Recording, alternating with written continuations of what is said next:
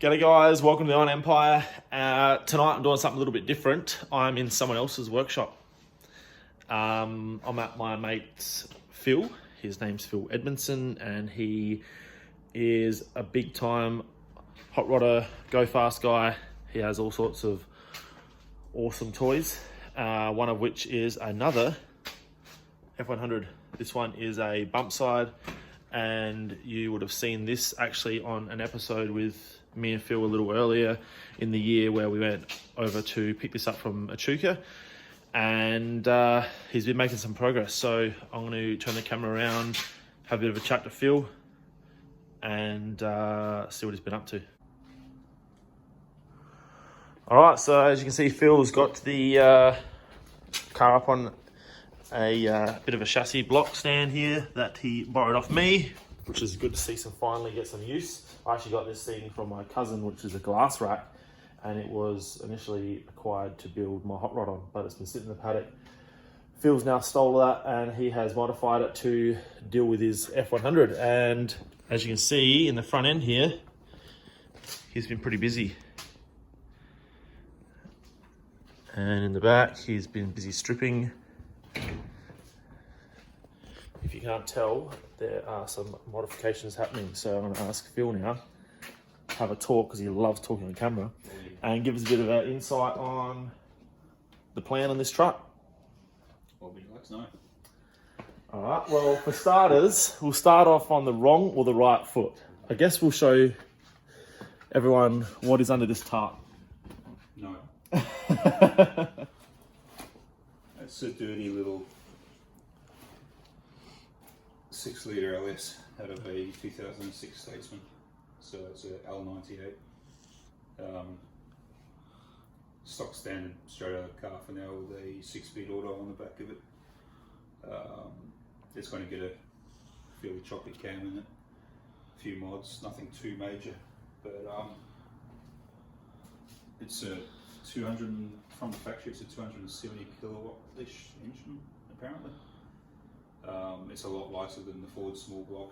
The truck itself doesn't weigh much, so it's I think it's a good choice for this thing, and it was cheap and supportable. And bang for your buck is why Phil is going for this motor. So don't judge him too harshly, because generally speaking, Phil's a Ford guy, but more so he's just a go fast in cars guy. I'm a anything old and cool and character guy.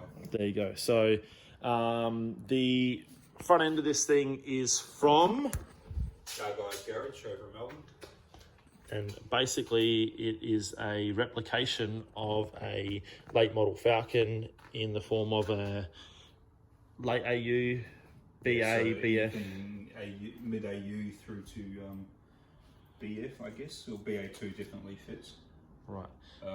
It uses the upper and lower control arms from those series Falcons and the steering rack from AU, BA Falcon.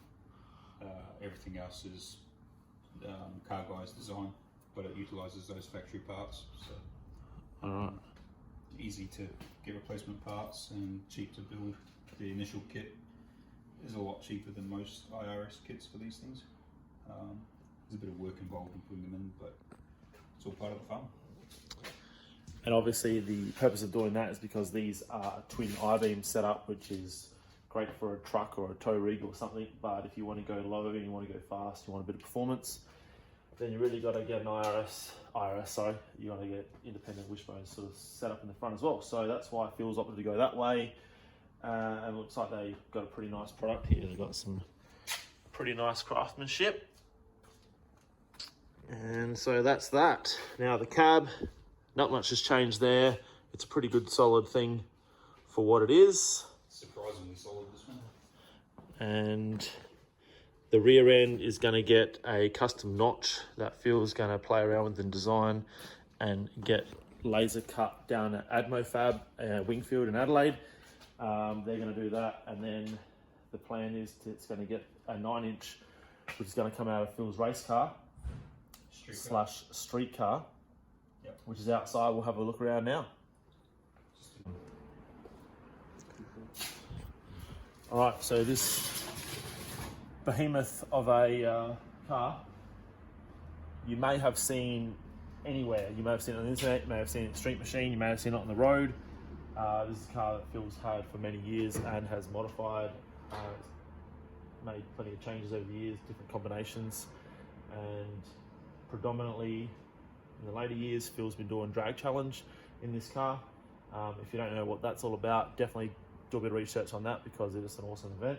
But yeah, we'll get a bit of info about the goodies in this car.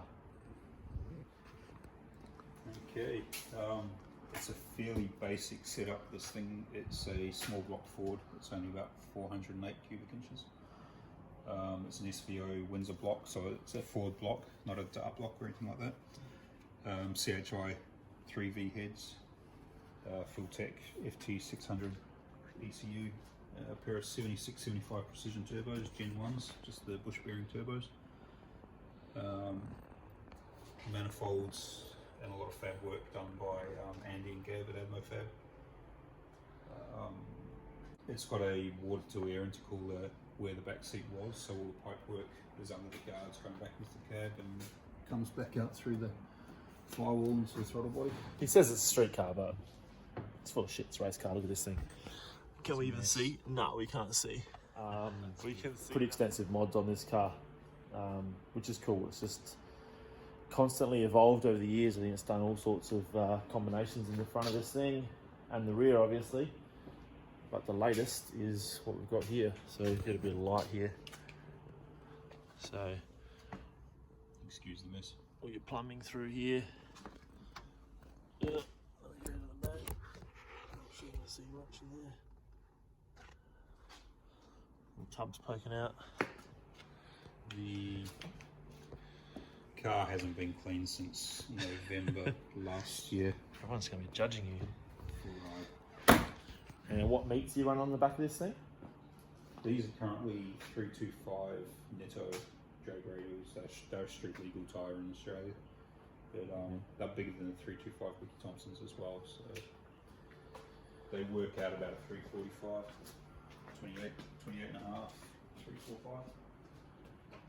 And lastly, but most importantly, power figures and speeds, times. This is the one that's going to kill you. What's the best time you've done, Phil? 8.1 and 175 mile an hour, the PBs. That close to 7. That close. It's got the power to do a 7. It just doesn't have the driver to do a 7 at the moment. Do you have the balls to do a 7? And the power-wise, at about 29 psi through it, it's got 1430 horsepower on the hub dyno, which is 1070 kilowatts.